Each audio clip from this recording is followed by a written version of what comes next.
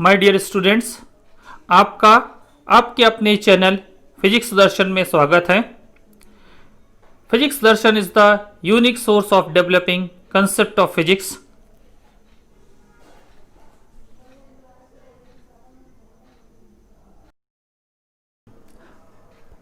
आज हम polarisation of light का सेकंड पार्ट स्टार्ट करते हैं। तो आज का हमारा टॉपिक है पोलराइजेशन बाय रिफ्लेक्शन। अब रिफ्लेक्शन क्या फिनोमेना होता है उसको अपन देखें जरा। क्या होता है, मान लीजिए कि ये कोई ट्रांसपेरेंट सरफेस मीडियम हो गया, है ना। जैसे सपोज करो ग्लास हो गया या वाटर हो गया, ये ट्रांसपेरेंट सरफेस हो गया।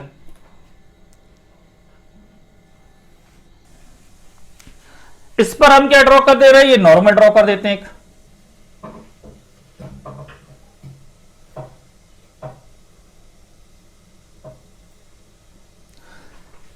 ये मान लीजिए कोई भी एक ट्रांसपेरेंट सरफेस है, फॉर एग्जांपल ग्लास वगैरह हो गया। ग्लास लिख देता हूं मैं यहां पे, समझ में आएगा, ट्रांसपेरेंट है। अब इसके ऊपर क्या होता है, कोई भी लाइट इंसिडेंट होती है। लाइट कैसी इंसिडेंट कराएंगे हम, अनपोलराइज्ड लाइट या ऑर्डिनरी लाइट हम इस पे इंसिडेंट कराएंगे। तो यहां से ये लाइट इस पे इंसिडेंट हो रही है। लाइट कैसी है, ऑर्डिनरी लाइट है, तो अपन इसके जो वाइब्रेशंस है वो हम बना देते हैं।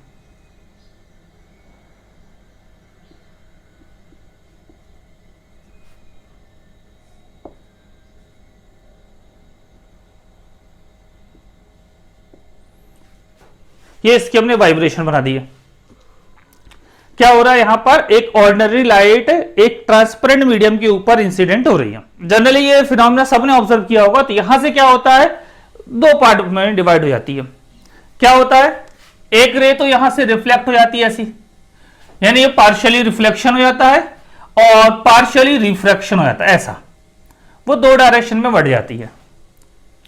क्या क्या बता दिया हमने, when ray of light incident on a transparent medium then it get partially reflected as well as the partially refracted, यानी partially reflection भी हो गया और partially refraction भी हो गया।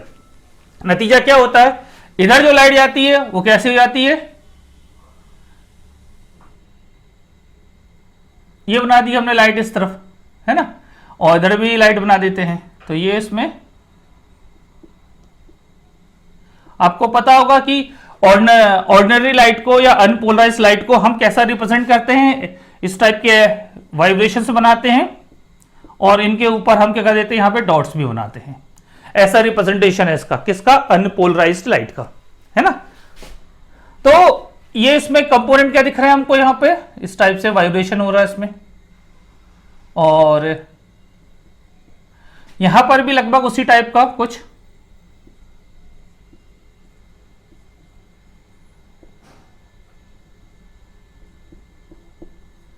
लेकिन यहां पर हम क्या करते हैं, ये वाले कंपोनेंट्स को थोड़े छोटे बना लेते हैं। चलो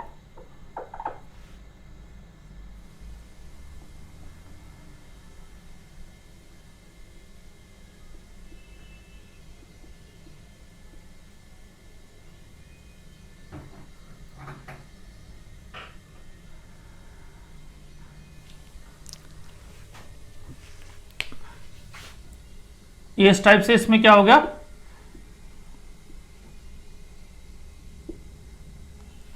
ये रिफ्लेक्टेड लाइट हो गई और ये रिफ्रैक्टेड लाइट है ना, सबको पता है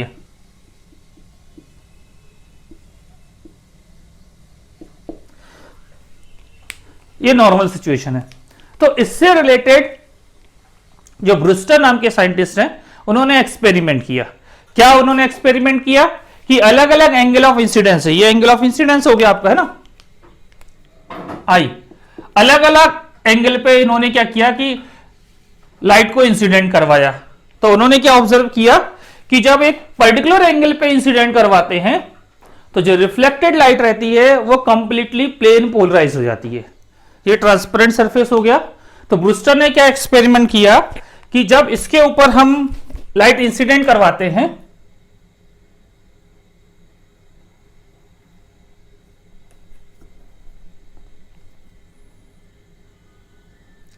ये नॉर्मल है, इसके ऊपर जब लाइट हम एक पर्टिकुलर एंगल पे इंसिडेंट करवाते हैं तब क्या होता है कि जो रिफ्लेक्टेड लाइट है, ये इंसिडेंट रे हो गई, ये रिफ्लेक्टेड रे हो गई, और ये वाली रे जो ले रहे हैं ये कौन सी रे हो गई, ये रिफ्लेक्टेड रे हो गई। ठीक है ना, ये रिफ्लेक्टेड रे हो गई। तो जब इंसिडेंट रे हम एक पर्टिकुलर एंगल पे इंसिडेंट करवाते हैं तो यदि रिफ्लेक्टेड रे और रिफ्रैक्टेड रे दोनों कैसी एक दूसरे के परपेंडिकुलर है, कैसी दिखाई दे रही हैं, ये 90 डिग्री बना रही है। स्पेशल केस हो रहा है यहां पर कि when the reflected ray and refracted ray mutually perpendicular to each other, at that condition the reflected light is completely plane polarised. उन्होंने क्या बताया कि जब हम एक किसी पर्टिकुलर एंगल पे इंसिडेंट करवा रहे हैं कि जब रिफ्लेक्टेड लाइट क्या हो जा रही है और रिफ्लेक्टेड लाइट दोनों कैसी हो रही है, एक दूसरे के परपेंडिकुलर हैं, उस कंडीशन में क्या होता है, जो रिफ्लेक्टेड लाइट है वो कैसी होती है, कंप्लीटली प्लेन पोलराइज्ड। ये फिनोमेना क्या कहलाएगा, पोलराइजेशन बाय रिफ्लेक्शन। तो हम इसका डायग्राम कंप्लीट करते हैं। ये बना दिया हमने अनपोलराइज्ड लाइट,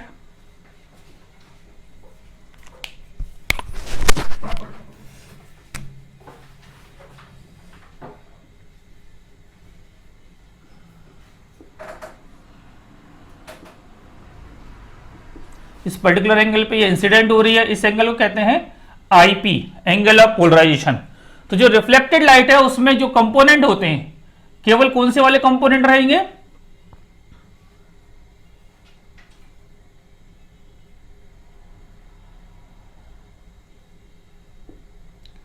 रिफ्लेक्टेड लाइट में इलेक्ट्रिक फील्ड के कंपोनेंट कौन से वाले हैं, केवल जो प्लेन के परपेंडिकुलर हैं, है ना।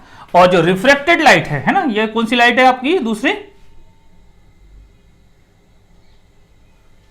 रिफ्लेक्टेड लाइट है, इसमें दोनों कंपोनेंट रहते हैं।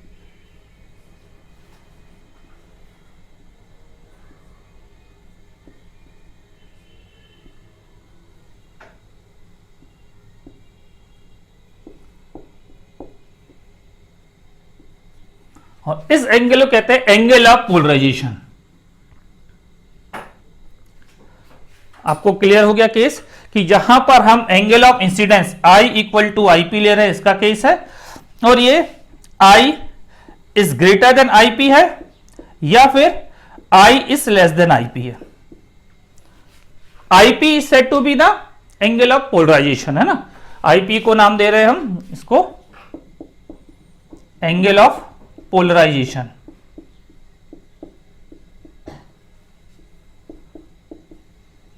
तो फिनोमेना को रिपीट करते हैं एक बार।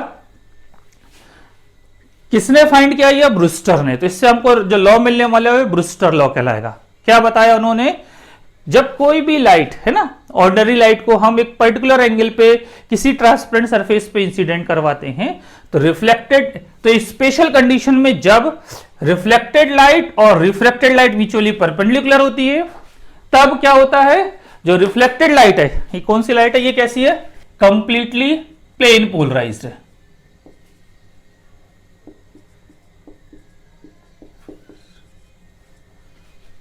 बात समझ में आ गई। क्या बताया यहां पर हमने, ये जो लाइट आ रही है वो कैसी हो गई, प्लेन पोलराइज्ड लाइट हो गई। ये कैसी है, रिफ्लेक्टेड वाली लाइट, इसमें तो दोनों कंपोनेंट रहते हैं, ये पार्शियली पोलराइज्ड है। लेकिन रिफ्लेक्टेड लाइट कैसी है, कंप्लीटली प्लेन पोलराइज्ड है।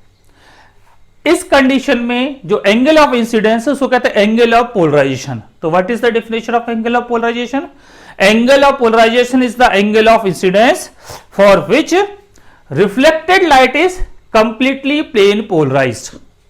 इज इट क्लियर, रिपीट कर देते हैं जहां तो एक बार और, angle of incidence for which the reflected light is completely plane polarised is said to be the angle of polarisation. और रिफ्लेक्टेड लाइट है उसके वाइब्रेशन कैसे है, परपेंडिकुलर टू द बोर्ड, है ना, यहां पर बोर्ड के हिसाब से। तो हम बताने जा रहे हैं आपको Brewster law.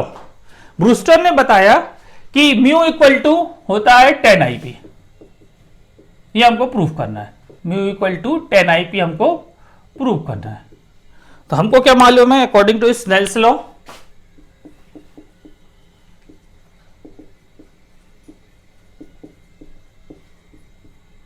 Snell's law, mu equal to sine I upon sine R, ये Snell's law.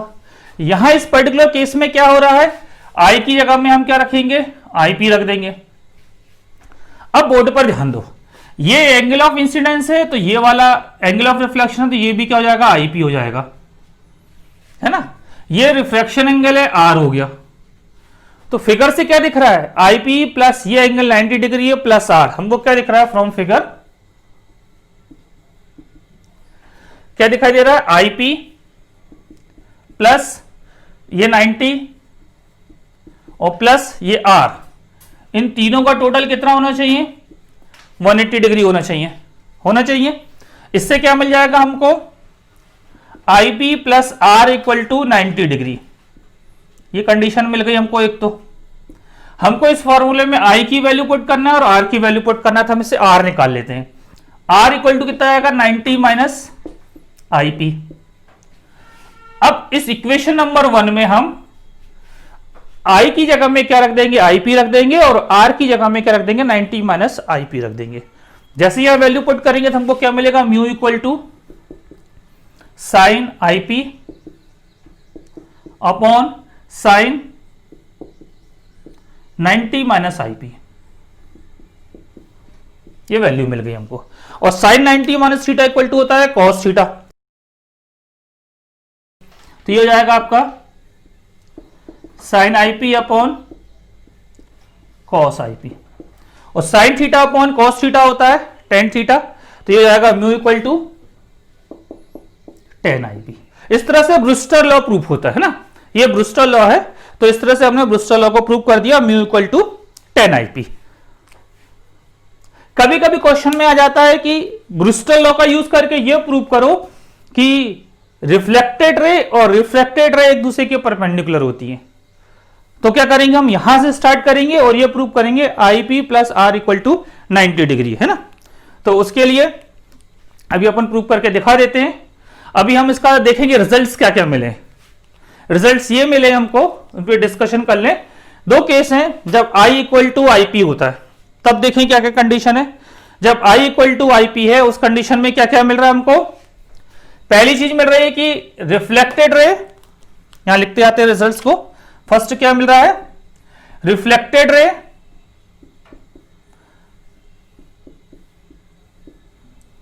Perpendicular to refracted रे, एक तो ये मिला हमको। दूसरी इस कंडीशन में क्या होती है, जो रिफ्लेक्टेड लाइट है वो कैसी है, कंप्लीटली प्लेन पोलराइज्ड है। तो रिफ्लेक्टेड लाइट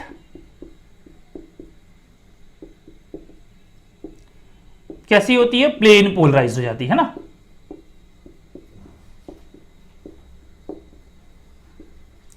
तीसरा क्या मिलता है हमको इस कंडीशन में, म्यू इक्वल टू 10 आईपी होता है।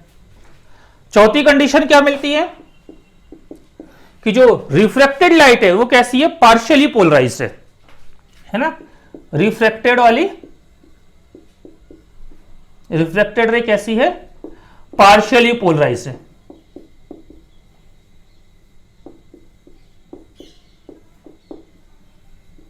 ये चार कंक्लूजन हमने लिखे।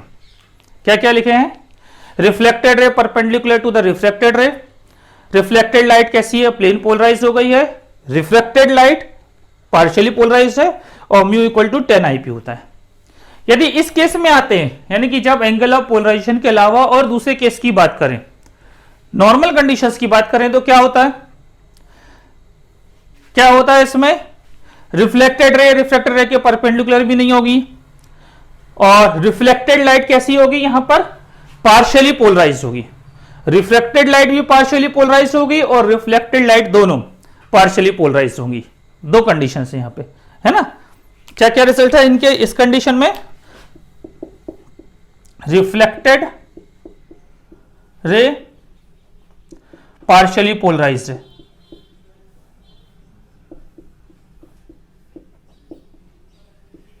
और रिफ्रैक्टेड रे भी पार्शियली पोलराइज्ड होती है। ये दो हमको कंक्लूजन निकल गए हमारे। तो इस तरह से अपना ये पोलराइजेशन बाय रिफ्लेक्शन की थ्योरी अपनी कंप्लीट होती है। अब हम एक क्वेश्चन करने जा रहे हैं जिसमें हमसे कहा गया है कि by using Bristol law prove that reflected ray and refracted ray are mutually perpendicular. ये हमसे कहा गया है। हम लिख रहे हैं according to Bristol law mu equal to होता है 10 IP, equation number 1, and according to Snell's law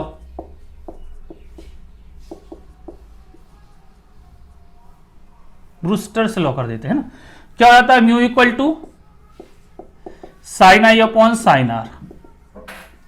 यहां पर हम क्या कर देते हैं, आई की जगह में आई पी रख देते हैं, तो हमारा हो जाएगा mu equal to sine I P upon sine R. Equation number 2, दोनों म्यू को रिप्रेजेंट कर रहे हैं तो दोनों इक्वल हो जाएंगे। तो फ्रॉम इक्वेशन 1 एंड 2 दोनों को बराबर कर दो तो क्या मिलेगा हमको 10 IP equal to sine I P upon sine R. इसको लिख सकते हैं 10 IP को लिख देते हैं sine I P upon cos I P equal to sine I P upon sine R. Clear दिख रहा है, साइन आई पी से साइन आई पी कैंसिल हो जाएगा और आपको मिल जाएगा cos I P equal to sine R. अगली स्टेप पे हम इसको, अब देखो एक तरफ साइन है एक तरफ कॉस है, तो या तो दोनों को कॉस में कर लो या दोनों को साइन में कर लो। तो हम इसको साइन को कॉस में कर लेते हैं, तो इससे मिल जाएगा हमको cos I P equal to cos 90 minus R. लिख सकते हैं cos 90 minus theta equal to होता है साइन थीटा, तो साइन आर आ गया। अब दोनों ओर से कॉस को हटा देते हैं तो हमको मिलेगा I P equal to 90 minus R. इससे मिल जाएगा हमको I P plus R equal to 90 degree. ये रिलेशन मिल गया। यदि ये रिलेशन मिल गया, कौन कौन सा एंगल, ये एंगल प्लस ये एंगल, इनका दोनों का टोटल 90 डिग्री है, तो क्या मिलने वाला है आपको, ये एंगल कितना निकल जाएगा फिर इससे, भाई टोटल एंगल कितना होता है 180 डिग्री। इन दोनों का टोटल 90 है तो बचा हुआ एंगल कितना हो जाएगा 90 हो जाएगा। तो उसको आप इजिली प्रूव कर सकते हो कि आई पी यानी कि दोनों रे, रिफ्लेक्टेड रे और रिफ्रैक्टेड रे म्यूचुअली परपेंडिकुलर होती है। ठीक है, इसको आगे अपन छोड़ देते हैं, आप उसको कर लोगे आसानी से। चलिए, तो इस तरह से अपना ये पोर्शन कंप्लीट हो रहा है। अब हम इसके कुछ न्यूमेरिकल कर लेते हैं। क्या दिया है हमको, एंगल ऑफ पोलराइजेशन गिवन हमारे लिए क्या हो गया, angle of polarisation in I P equal to 60 degree दिया हमको। आपको रिफ्रैक्टिव इंडेक्स निकालना है म्यू, और साथ ही साथ क्रिटिकल एंगल,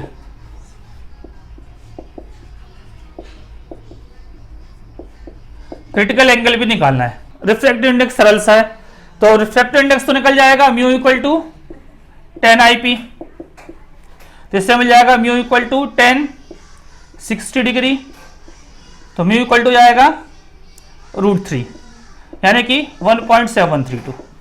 पहला पार्ट तो बड़ी आसानी से हो गया। दूसरा पार्ट निकालना आपको क्रिटिकल एंगल, तो क्रिटिकल एंगल थोड़ा सा आपको पता होना चाहिए, भूले नहीं हो तो। हम रिलेशन लिख रहे हैं डायरेक्ट, म्यू इक्वल टू होता है 1/sin c, क्रिटिकल एंगल का रिलेशन यदि ध्यान हो तो। और यहां पर म्यू इक्वल टू है अपने पास में 10 IP,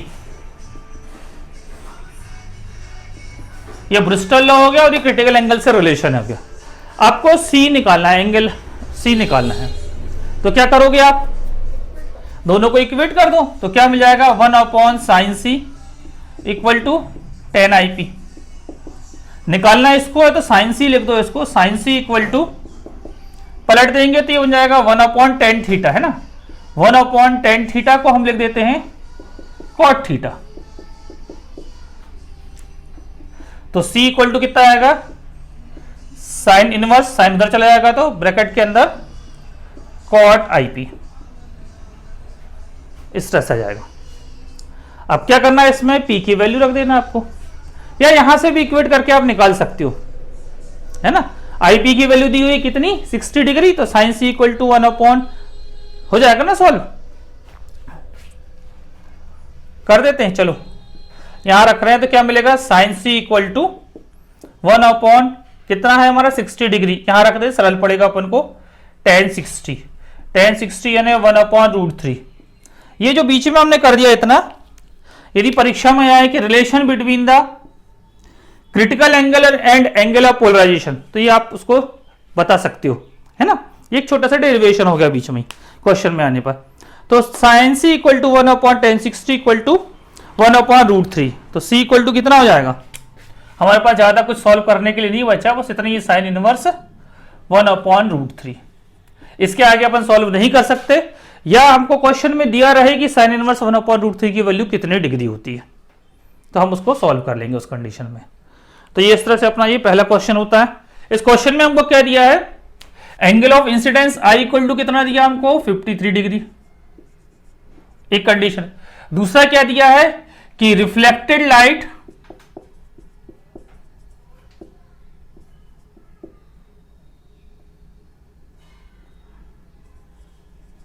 कैसी है, ये कंप्लीटली प्लेन पोलराइज्ड है ना, reflected light completely plane polarised है, ये हमको दिया हुआ है। इसी से हमको ये समझ में आ रहा है कि जो एंगल ऑफ इंसिडेंस है, भाई क्या लिखा है कि 53 डिग्री, और ये दिया है कि जो रिफ्लेक्टेड लाइट है कंप्लीटली प्लेन पोलराइज्ड है। इसका क्या अर्थ हो गया कि ये आई ना होके क्या हो गया, ये आईपी हो गया, इक्वल टू दिया 53 डिग्री। हमको क्या फाइंड करना है, पहला तो रिफ्रैक्शन एंगल आर निकालना है, और दूसरा हमको क्या निकालना है, रिफ्रैक्टिव इंडेक्स निकालना है, म्यू निकालना है, दो चीजें निकालनी है। तो हमको मालूम है कि जब भी reflected light completely plane polarise होती है, उस कंडीशन में क्या होता है कि आई और आईपी और रिफ्लेक्शन एंगल आर, इन दोनों का टोटल 90 डिग्री होता है, दोनों परपेंडिकुलर होती है। तो हमको मालूम है कि I P plus R equal to होता है 90 डिग्री। काम खत्म अपना यहां से, तो I P plus R equal to 90 degree, इससे मिलेगा R equal to 90 minus I P. Value put कर देते हैं आई पी की, तो angle of refraction R equal to कितना आएगा 90 माइनस 53, माइनस कर दें तो मिलेगा आर इक्वल टू कितना मिलेगा 37 डिग्री। ये पहला पार्ट हो गया। अब अपन को क्या निकालना है, म्यू। म्यू इक्वल टू क्या होता है tan I P Brewster law से, तो क्या मिलेगा mu equal to tan 53 degree. और मेरे ख्याल से tan 53 डिग्री की वैल्यू